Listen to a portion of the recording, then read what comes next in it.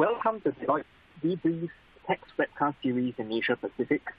Our webcast today is from our indirect text series and is titled Key Features of China's New Export Control Laws. My name is Meng Yu Wong, and I am a tax and legal partner based in our Deloitte Singapore office. I have the pleasure of hosting today's webcast. I'm pleased to introduce our speakers today, where we are joined by Dolly Chang, a partner in our Deloitte China office. Dolly leads Deloitte's Customs and Trade practice for Eastern China and is based out of Shanghai. She has close to 20 years of experience practicing in the area of customs and trade, having assisted many multinationals who have entered China over the years that China became part of the WTO.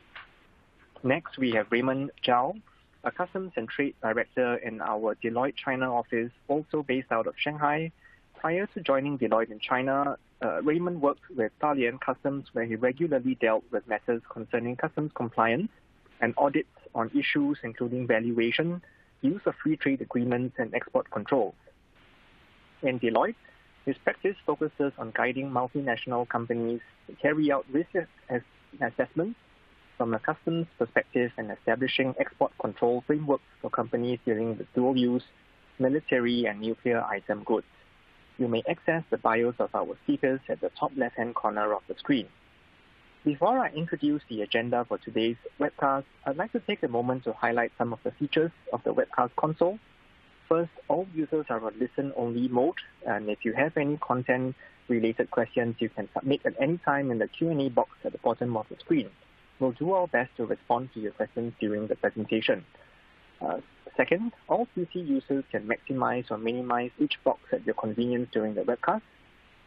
And you can also explore the icons at the bottom of the screen. If you want to download today's slides and related publications, please go to the Downloads and Links box. On the other hand, mobile device users can view the slides and answer the survey on screen. Thirdly, if you require an attendance record for this event, you can download your CPE certificate immediately following the webcast by clicking on the Request CPE icon at the bottom of the webcast console. Please note that we only offer CPE or CPD credits in certain jurisdictions. For more information, please visit the AP Debrief website. Next slide, please. So for our session today, we will start off by looking at an overview of China's new export control law, said to be China's first omnibus legislation governing export controls, which just came into effect on 1st December 2020. Then we will look at the legal framework and key provisions and controls within the new law, including updates from previous controls, and we will also go into more details on the updates on the catalogue of technologies subject to licensing requirements and restrictions, and the introduction of the Unreliable Entity List system. Finally, we will also cover off some practical tips and suggestions for companies to comply with China's new export control law before ending off with a Q&A session at the end. Next slide, please.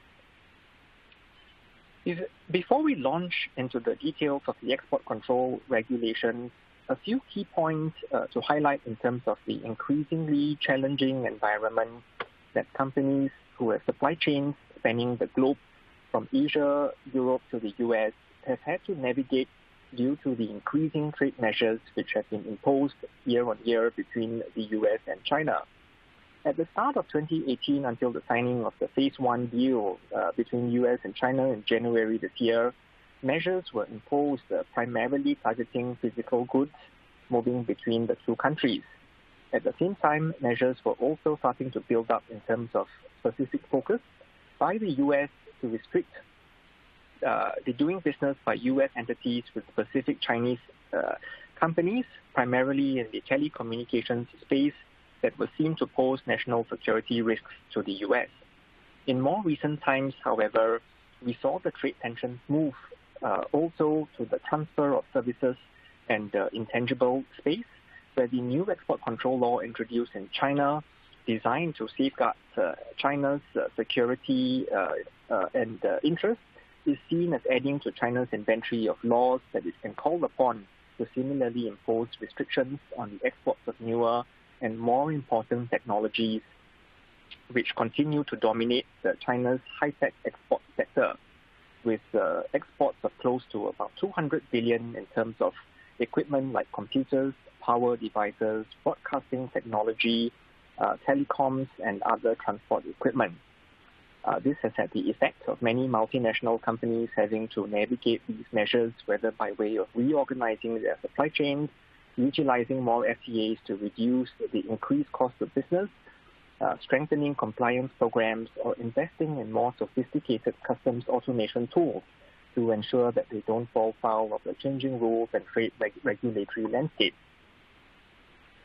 I think it remains to be seen if the trade relations with the U.S. will improve post-January 2021 with a scale back of some of the trade measures imposed over the past 3 years. But what is clear is that the new export control law in China appears here to stay for now. So with that, I would now like to turn to Dolly to provide an overview of the new export control law in China. Dolly, can you take us through some of the key features of this new legislation and its importance to companies who have reliance on Chinese suppliers of both goods and technology? Thank you, Mingyu. On the 17th of October 2020, the Standing Committee of the National People's Congress, China's top legislator, passed the export control law of China. So the law is set to come into effect on the first day of December, the beginning of this month, is the first law of export control in China. Its contents follow from the current legislation and enforcement practices, while it also introduced some major changes to the existing regime, such as extraterritorial reach and also deemed exports. As you can see, recently China has been enhancing its legal and regulatory framework, including the legislation of export control law, introduction of the Unreliable Entity List mechanism, and also update to the catalogue of technology prohibited or restricted from being exported. 1 week ago, China also announced an updated control on the import and export of encrypted products for commercial use. And it has published a working guidance for applying for export control licenses. All these updates will bring new compliance requirements to multinational companies engaged in China-related business. Entities need to be more cautious when making major commercial decisions and implementing their business plans. Export control is not new in China, as certain laws and regulations historically have been in place to control the export of dual-use and nuclear military-related items. However, those laws and regulations are not cohesive and in some cases have not been updated in almost 10 years. The export control law consolidates various measures and also introduced amendments and new provisions. The export control law underscores the importance of export compliance program, as the Chinese authorities would consider the effectiveness of a company's control program when granting expedient license approvals or granting general license for export control items. Global dispersed Chinese companies may facing compliance challenges if their products, software, or technology are to be shared abroad that are controlled items.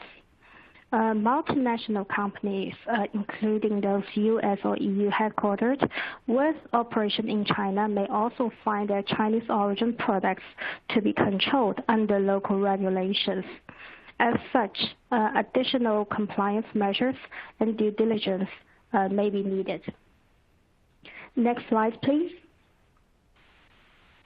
So here we have illustrated an overview of the main contents of the export control law. It includes 49 articles in 5 chapters, which mainly covers for the general rules of China export control regime, control policy, control lists, and control measures. supervision and management, as well as legal liabilities, and appendix. It is worthwhile to point out that the new export control law defines the export activities which is subject to control. In this case, transfer of any controlled items outside of China, and the provision of any controlled items by any citizens, legal entities, or non-corporate organizations of China to foreign organizations and individuals. Also, activities such as transit, transshipment, and similar shipment, re-export, and export from China customs special zones could also fall under the control of this law. In the following session, my colleague Raymond Zhao will walk you through the key highlights in each of the key chapters. Raymond, please. Okay, thank you, Mingyu, and thank you, Dolly. Here, China's prevailing export control measures are enforced on nuclear items, military items, and dual-use items for the purpose of nuclear, biological, chemical, and missiles. Items here refer to physical goods, technologies, and services. In specific, dual-use items refer to items that can be used for both civil and military purpose. Our ability to improve military potential, especially those can be used for design, develop, produce, or apply weapons of mass destruction. Nuclear items refer to nuclear materials, equipment, and non-nuclear materials used for reactors and relevant technology. Military items refer to facilities, special production equipment, technologies, and services for military purpose.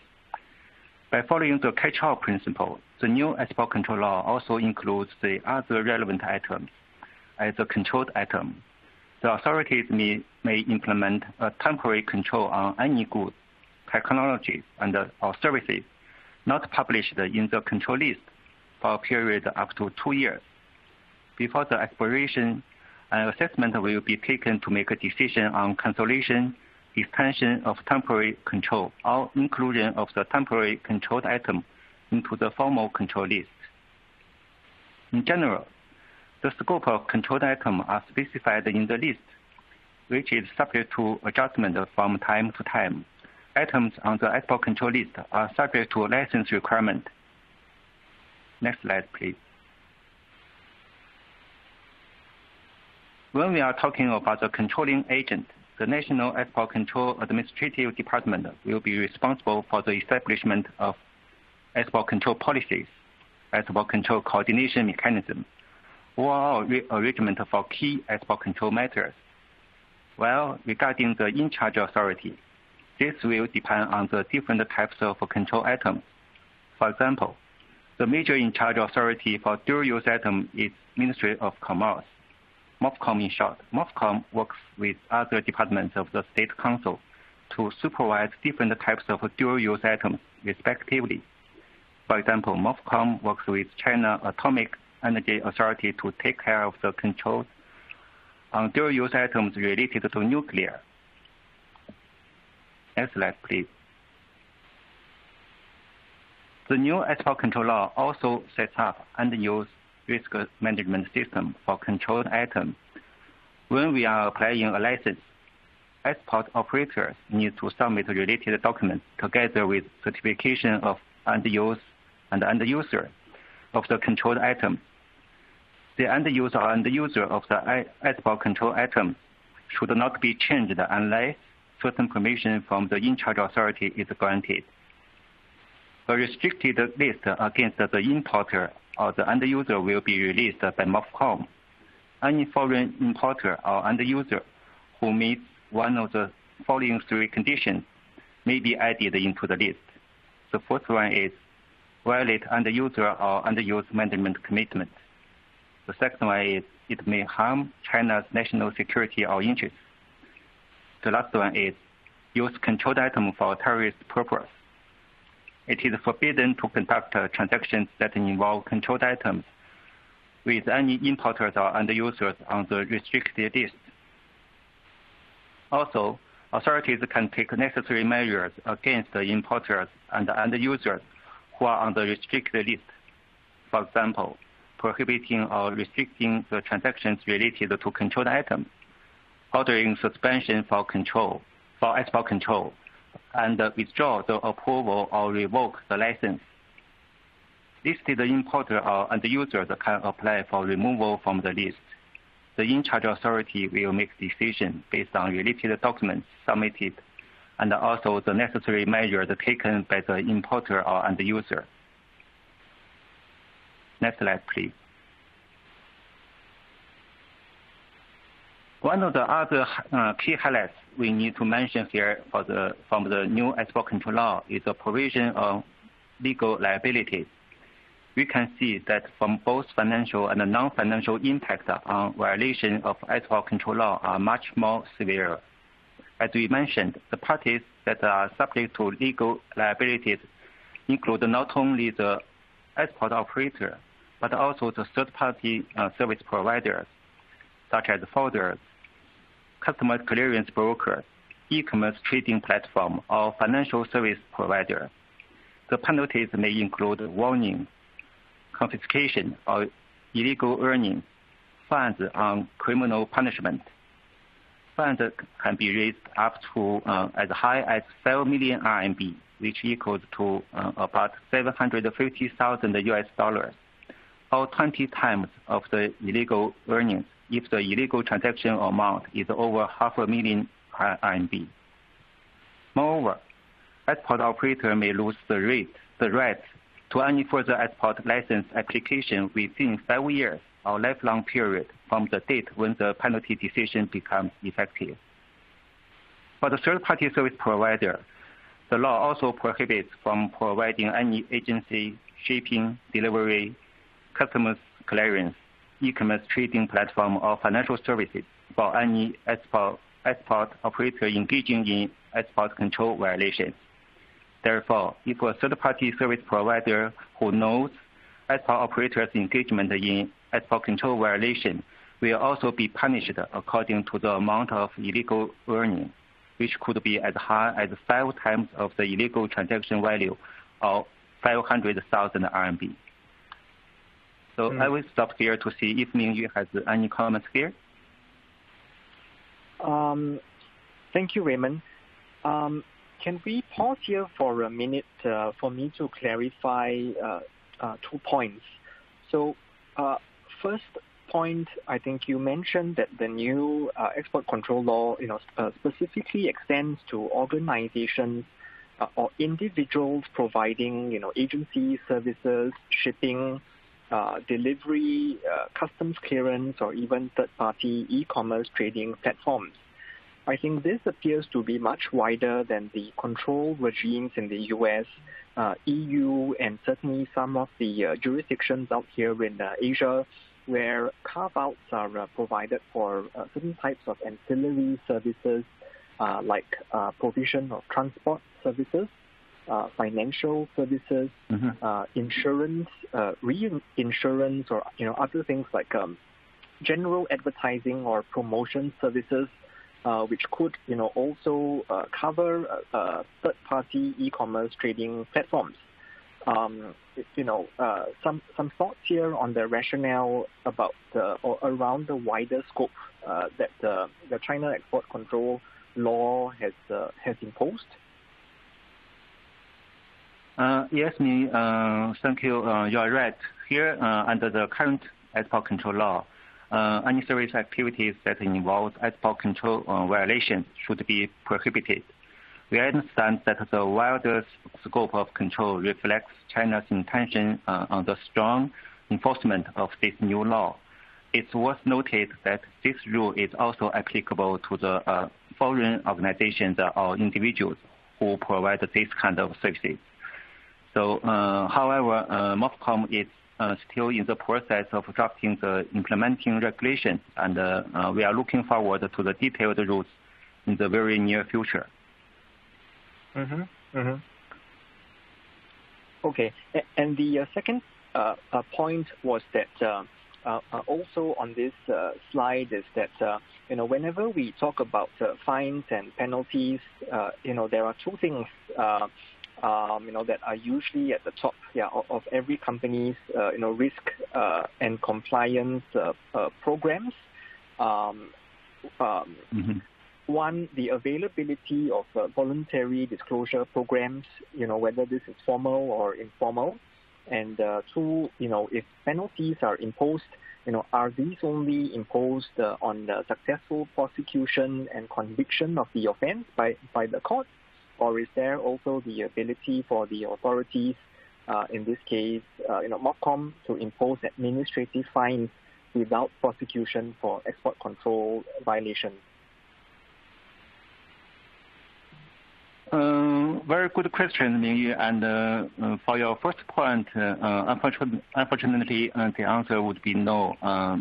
There is no voluntary disclosure program clause under this new export control law. If the company identifies any violation on its own, firstly, we would suggest an informal communication with MOFCOM or related local authorities, as this would usually be treated on a case-by-case basis for current stage. Also, we know that the China customs does have the voluntary disclosure program for importers and exporters. Here, the things are not that straightforward when it is related to the export control issues. We are also expecting some detailed rules from the MOFCOM regarding this matter. As to your second point, the authorities indeed have the right to impose administrative fines without prosecution for export control violations. Hope my answer is clear for you. Okay, thanks for that, Raymond. If we move on to the next slide, this brings us to our first polling question of the day to the audience. And the question is, how does the new China export control law impact your business? And we have four options. The first one being we are impacted by the new law and have either made changes to our export control compliance program or are in the midst of making changes to the same. The second option is that the new law impacts our business, but we are taking a wait-and-see approach, pending the issuance of additional regulatory guidance and the update to the control lists. Third, we are still carrying out an assessment of the impact to our business and do not yet have a decision. And lastly, the new law does not impact our business. And whilst we are waiting for the audience to key in the input, maybe Raymond, can I turn to you again? I know that in the lead up to the introduction of the new export control law, many companies have reached out on concerns or feedback pertaining to either the introduction of the law itself and the impact on their business, or certain provisions in the law which is either opaque or appears to be too wide-ranging. Could you perhaps share with us some of these common concerns or feedback raised? Yes. Thank you, Mingyu. One common feedback is that trade dynamic due to geopolitics has greatly impacted the import-export business, especially the retaliation tariff and the increase in U.S. and China export control requirements. Many companies have struggled on how to comply with this kind of the requirements. The major challenge could be how to determine whether the business deals with controlled item, especially for technology or the intangible transactions. Also, the best way to carry out the impact assessment on their business and how to engage with management internally for awareness in order to be able to better get support for investment into the export control compliance program. Hope this helps. Thank you, Raymond. So we now have the results. and it appears that 44.2% would fall into the third category, where the impact assessment is still being carried out, followed by the new law does not have an impact on the business, followed closely by a wait-and-see approach pending issuance of additional regulatory guidance, and the update to the control list, and lastly, there is some impact, and the business has made the adjustments to their internal compliance programs. So with that, let's move on to the next slide, and Raymond, back to you to continue with your presentation. Thank you. Okay, Mi, thank you. Here, as we just mentioned, the new law also encourages export operators to build an internal compliance program. Exporters with healthy and effective internal control system may benefit from general license permission and also other facilitation measures. Here, a general license can allow exports of the same controlled item within a settled period to the same end users or even different end users. Normally, a standard export control license can only be applied on a single transaction basis. If the volume or frequency of export-related controlled items are pretty high within 1 year, this kind of the benefit will save the application time and a lot of cost. Also, this can improve greatly the efficiency of the supply chain. The company's overall credit record can also be one of the very important factors for the authorities' consideration when granting approvals on their license application of controlled items. Next slide. Okay, thank you. Here, extraterritorial is also another key change of the new export control law. An organization or individual outside of China who violates this law shall be subject to investigation and legal liability in accordance with this new export control law. Moreover, reciprocal measures are also quite important to note, as the law provides a legal basis for China to react with similar export control measures against the country or region who abuse export control measures to endanger China's national security and interests. Here, this is the first time that for China to involve the concept of extraterritorial reach and also the reciprocal measures in the export control regime, which shows the purpose of the Commission of the Export Control Law to safeguard national security and interest. One interesting question here is how extraterritorial jurisdiction effects will apply to overseas organizations or persons who violate this export control law and endanger China's national security and interest. This could be a very interesting question. Also, it remains unclear on the application of deemed export and re-export. For example, the provision of controlled item by a China person to a foreigner, either within or outside of China territory, or a foreign person exports the controlled item outside of China to a third country and the users for the end use. So we are expecting further regulation to clarify this about questions. We will keep close watch on it and we'll keep you updated. Now I will pass over to Dolly in terms of updates on the catalog of technologies, also the introduction of the Unreliable Entity List regulation. Thank you. Pass to you, Dolly. Thank you, Raymond. In addition to the export control law, China have introduced various updates concerning export. So the Ministry of Commerce and Ministry of Science and Technology recently published the announcement number 38 on adjusting and issuing the catalog of technologies prohibited or restricted from export. And the last update to the catalog was 12 years ago. As a general background of the adjustment, the export of technology in China are respectively classified into three categories: free, restricted, and prohibited. The technologies under free category means that no controls are posted on the export, but a record filing requirement to the relevant authorities will be required. While for export of technologies under restricted category are subject to license control, the prohibited technology are not allowed to be exported.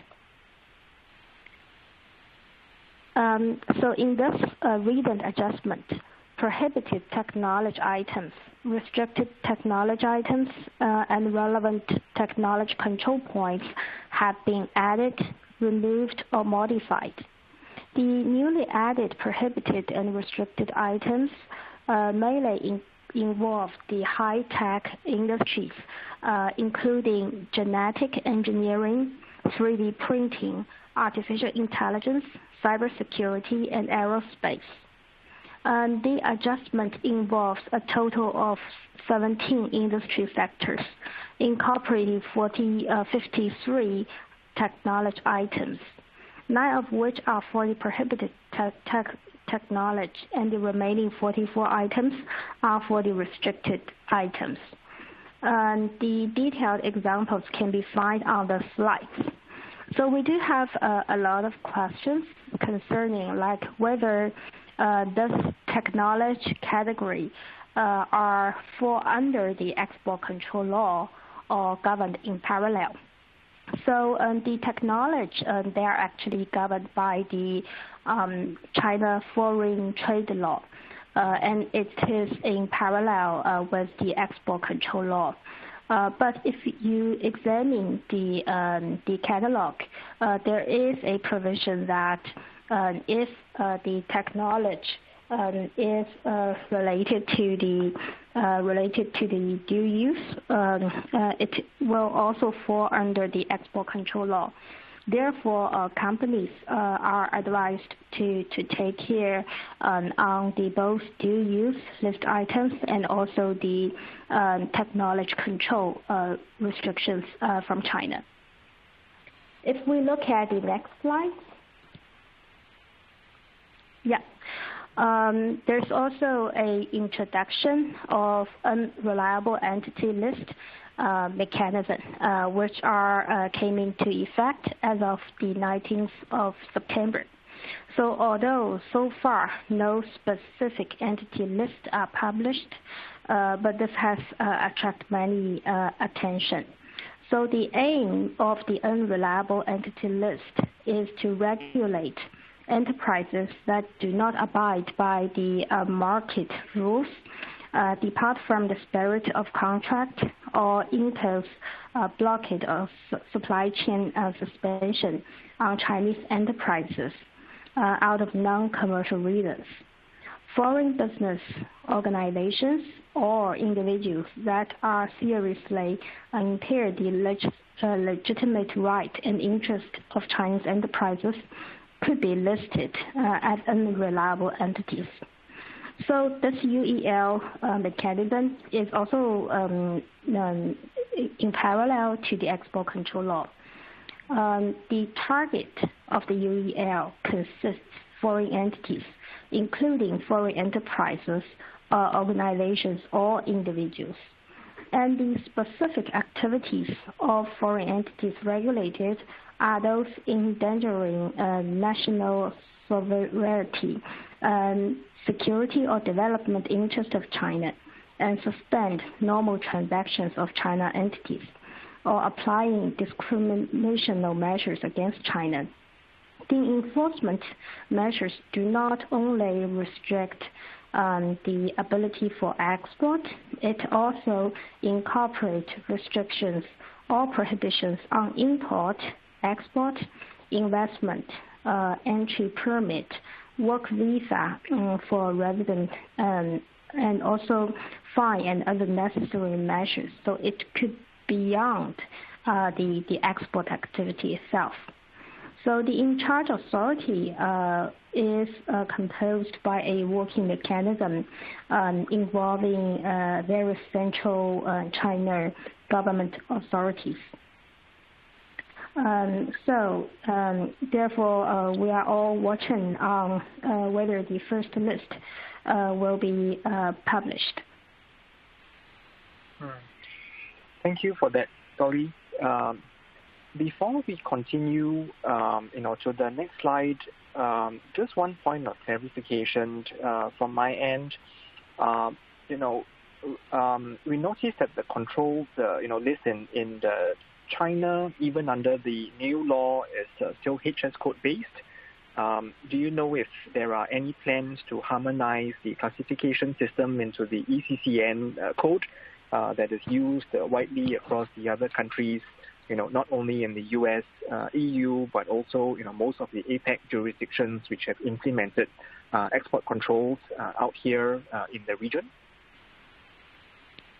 Thank you, Mingyu. That's a good question. So unlike other jurisdictions, China do not have a separate coding system specifically designed for the export controls. China is not a member of Wassenaar Agreement, and because China, it's mainly the MOFCOM and China Customs Authority who help to monitor the enforcement of the law. And for the coding system, it's mainly managed by customs. So based on our insights, we are not aware of specific moves or plans to harmonize the coding system into the ECCN. So we do not anticipate this to take place in a short term. Therefore, so companies involving operating in China may still have to maintain two coding systems for export control purpose. Got it. Thank you, Dolly. So if we move on to the next slide, this brings us to the second polling question of the day. And the question for the audience is, how is export control compliance managed in your organization? The first option that we have is that the entity has a comprehensive export compliance program with control points clearly embedded into the business process, predominantly via an automated trade management solution. The second option is we have an export control compliance program in place with control points embedded into the business process, although this is largely a manual process. Our export control compliance is managed based on advice from brokers on the control status of our exports. And lastly, we do not have any export control compliance program or policy in place.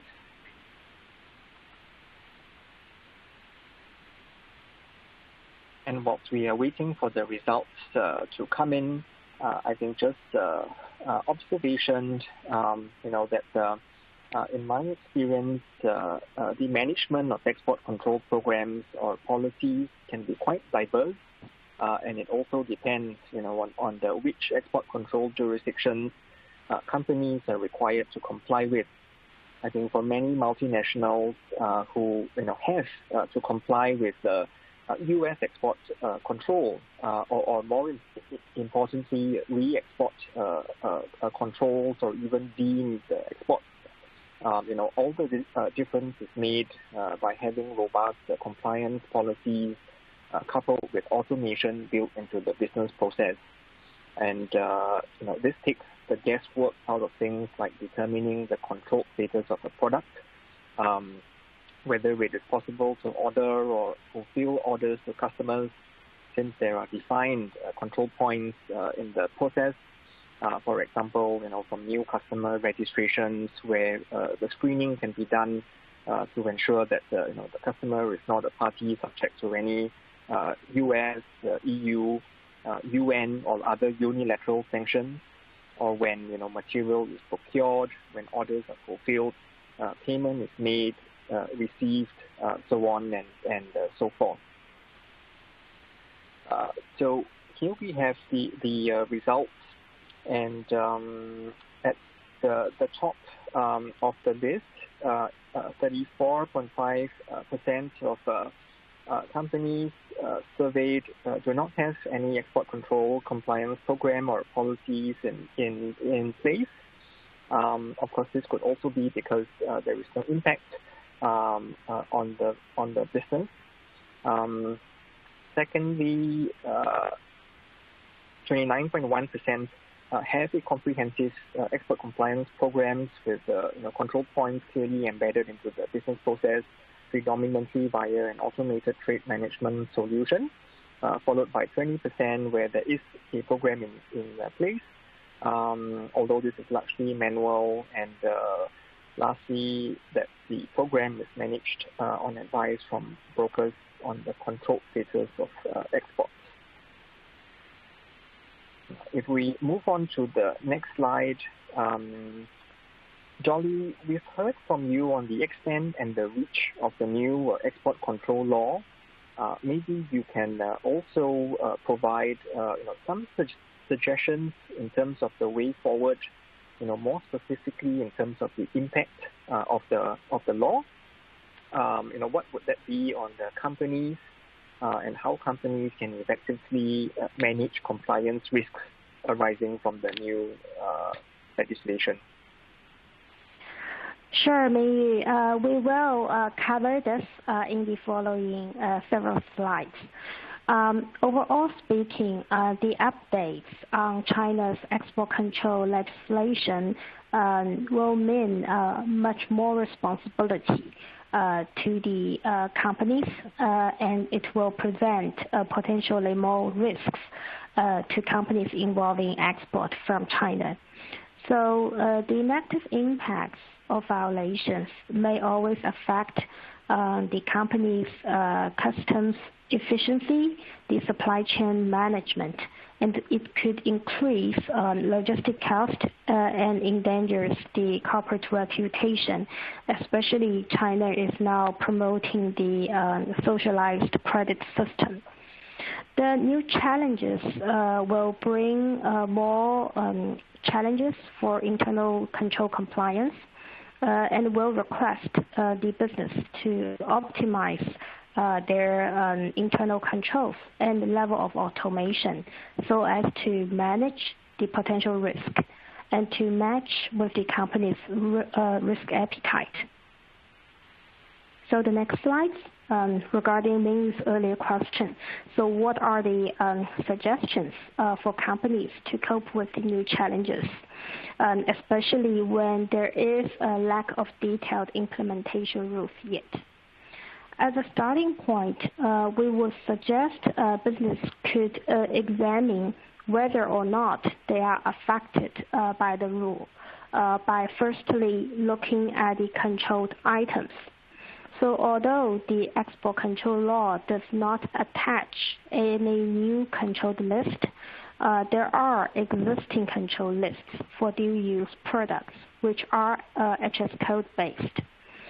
We've also mentioned that there are updated lists for technology export and the commercial encryption products. So those are the lists to start with for the company to conduct an assessment on whether they are affected.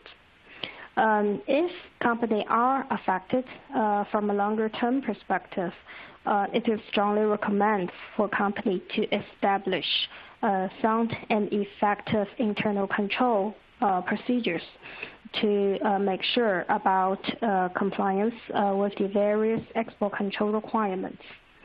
As a matter of fact, as early as 2007, China's MOFCOM have issued a guidance addressing how companies should manage for the dual-use export. So the company policy, organizational support, internal review procedures, internal guidance, training, and documentations are necessary. So this guidance are expected to be further updated after the export control law are implemented.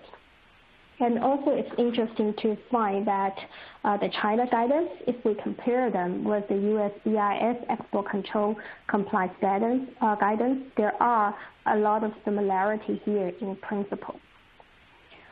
If you are to asking a methodical way, so in our observation of best practice, we would recommend a 4-step approach.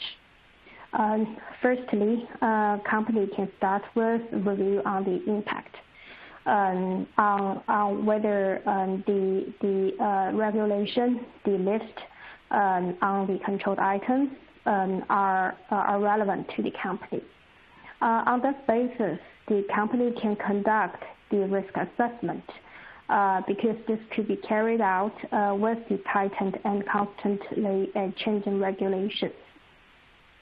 On that basis, the company can explore more effective methodology to improve internal control by establishing or updating its export compliance program.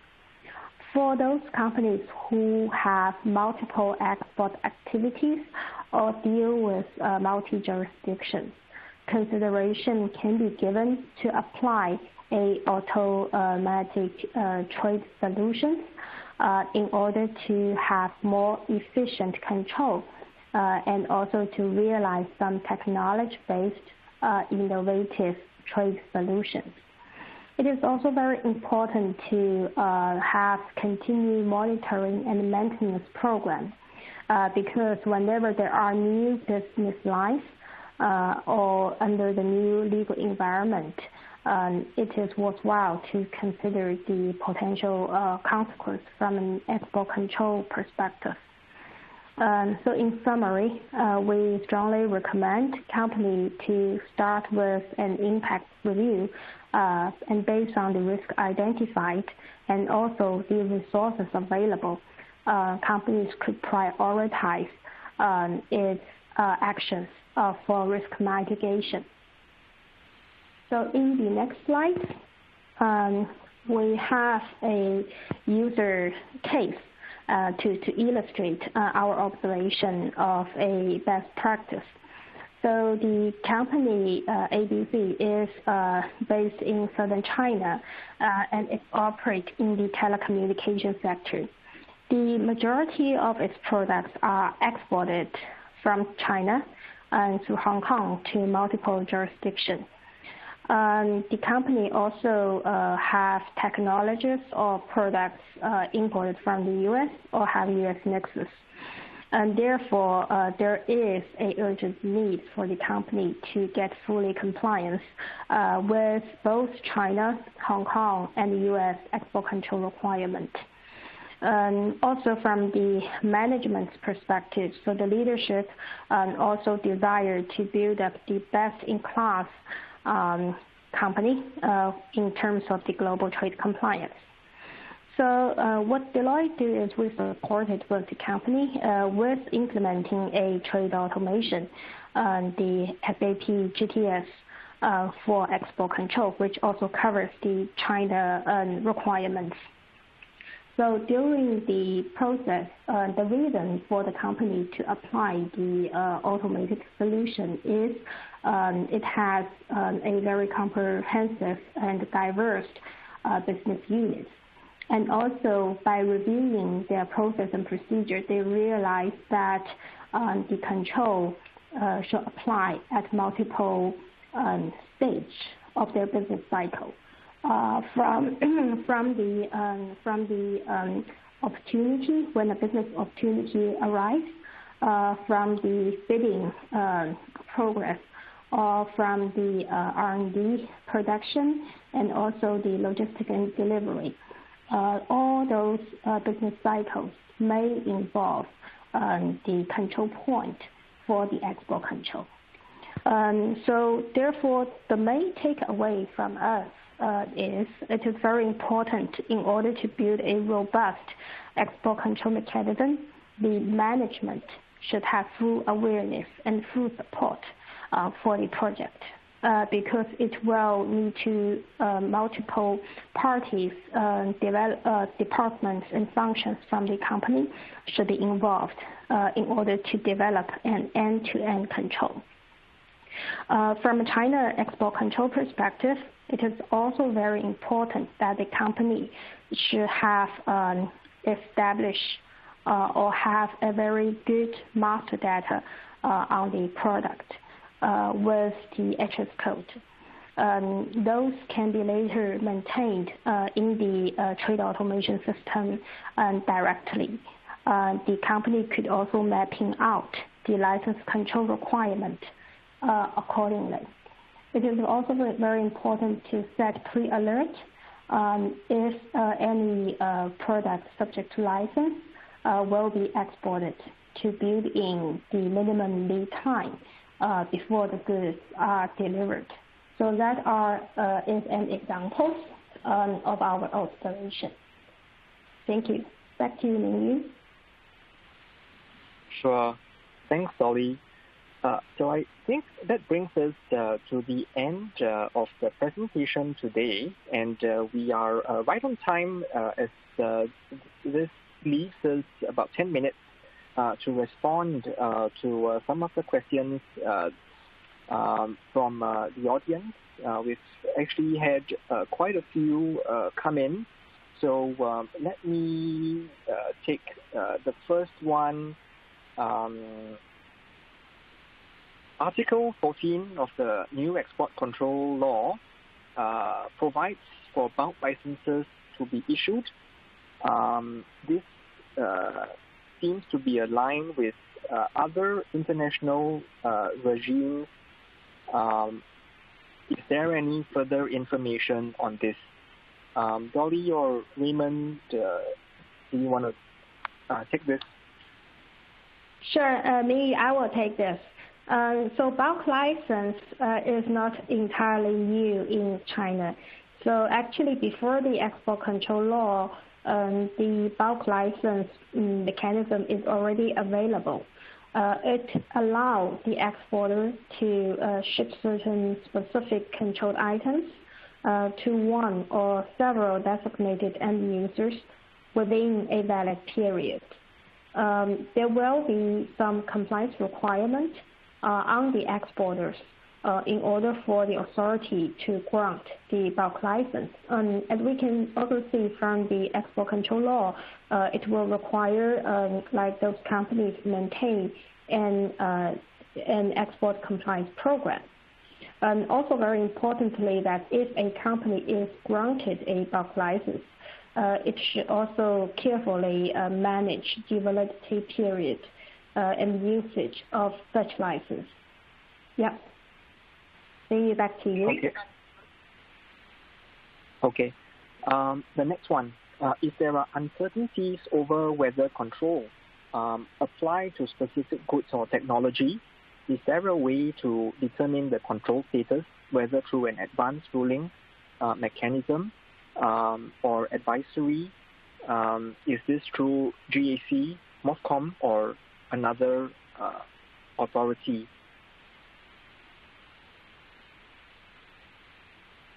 Okay, I can take this one. Yes, there is a consultation window for export control related issues, and that the company can seek a written reply from MOFCOM.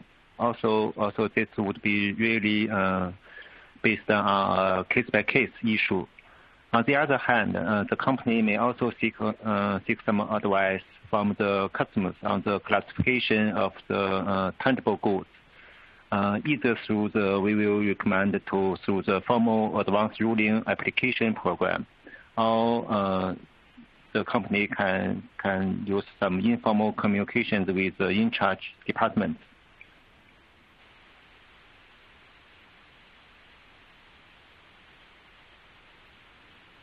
Thank you, Raymond. I will move on to the next one. There is also a query on whether voluntary disclosure provisions are available under the export control law. I believe we have addressed this during the presentation where there is no formal program, unlike other jurisdictions. I think there is also a question on whether the law applies to technology exports, and I believe this was also covered during the presentation, whereby it is.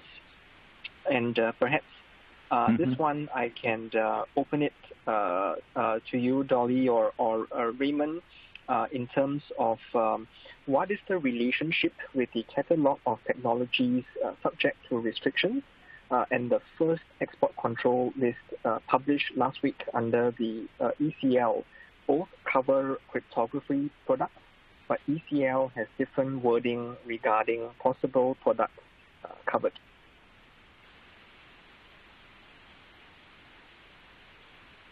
Yes, I can take this one, Mingyu, because we can see from the last week we see a new list for the commercial encryption products, and the relationship between the technology control and the export control law list is a bit different.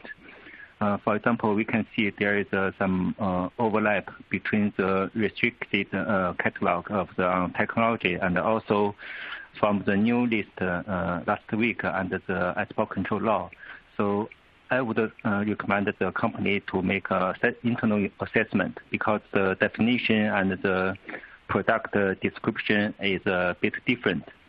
And so the internal assessment is very important to see which category our product fall in, and we need to do the apply of the license if necessary to different departments, because we know that the export control license of application, the department in charge is different from the normal technology export license requirement.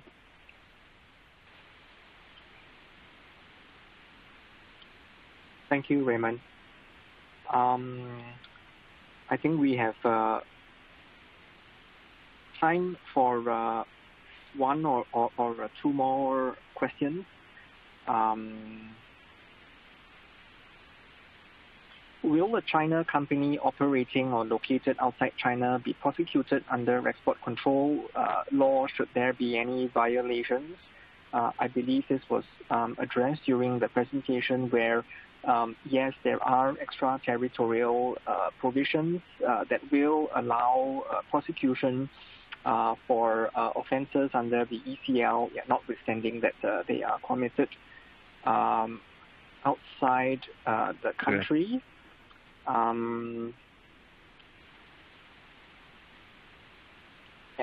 And I also see one on our non-Chinese origin goods in the scope of the export control law when they are exported from China.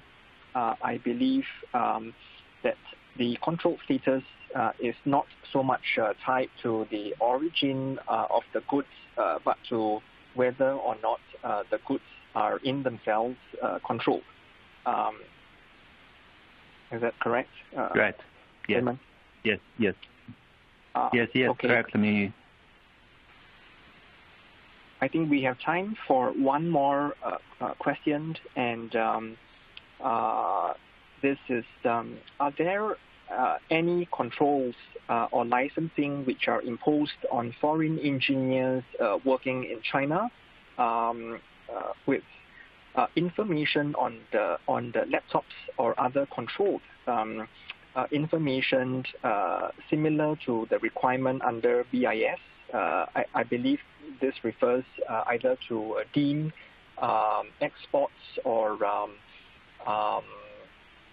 intangible transfers. Raymond, Dolly, would you like to take this one too?